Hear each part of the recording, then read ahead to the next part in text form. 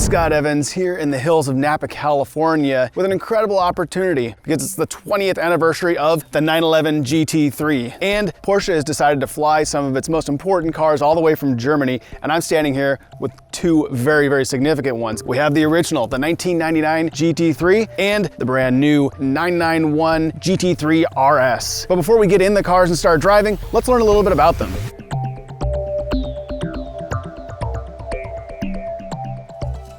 Let's start with the car that you can't miss, the 911 GT3 RS with the Weissach package here. What that means is the most extreme 911 GT3 you can get right now. They took the badge off the hood and made it this sticker to save weight. Obviously you can see it's a carbon fiber hood with these NACA ducts and things, but look what else we've got here. We've got these crazy fender vents to let airflow out of there. We got these crazy forged wheels these are the same wheels that were on the last generation car because they couldn't find a way to make them any lighter or better, so they had to just go with what they had. You got this huge air intake to get all that air back into this monster motor, and your giant carbon fiber wing, fully adjustable, just a couple of tools. You can completely change how you set the car up for whatever racetrack you're going to. So that's the new 911 GT3 RS, but let's go back to where it all started, the original, the first GT3. 20 years ago, you couldn't actually even get this car in the US. These were only sold in Europe for the first couple of years before they finally saw fit to bring them here. So this is a very special car. Now, obviously this wing looks like it was designed by an artist rather than an engineer, but it is still functional and can be manually adjusted for setting up at the racetrack.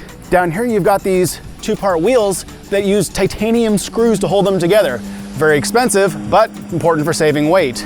Now, the rest of the car doesn't have quite as many design standouts, but it does have its calling card that all 996s have, the fried egg headlights, and they make the car very, very identifiable. But enough about the cars, let's get in and drive them.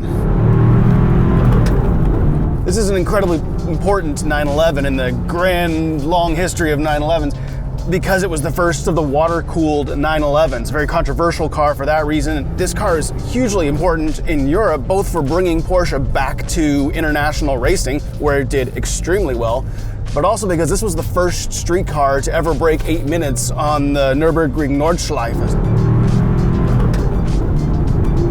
For being 20 years old, still feels very new. Now the steering is much different than we have today. There's a more tactile feel to it, hydraulically assisted steering. The damping is a good balance between, being stiff enough for driving it like a race car, but also compliant enough to drive on the road. You hear this engine all the time. There's no exhaust modes or any of that nonsense. It is 100% engine and growl.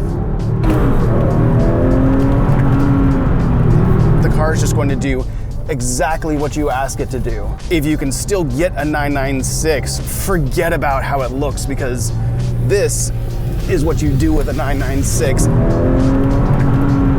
If the 996 was everything that we traditionally knew about how to make a race car and a fast street car, this is how the future does it. This is how you use supercomputers to make cars that much quicker and that much more powerful and that much more grip to get you around the track that little teensy bit faster.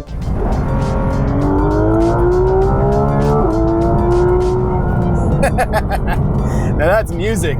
The fundamental nature of the car hasn't changed. It's designed to make everything as easy and effortless as possible so that you can focus on the road and on your driving. This GT3 RS engine is really something incredible itself.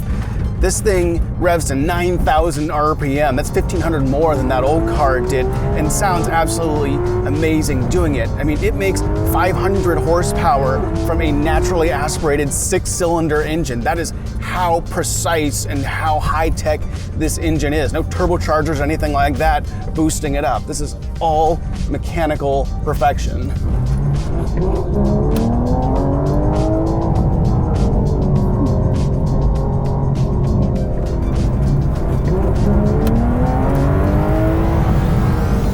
So there we have it, a first-hand look at what 20 years of development gets you. Another 140 horsepower, a computer-controlled dual-clutch transmission that's lightning quick, a 9,000 RPM redline. But what does that all mean?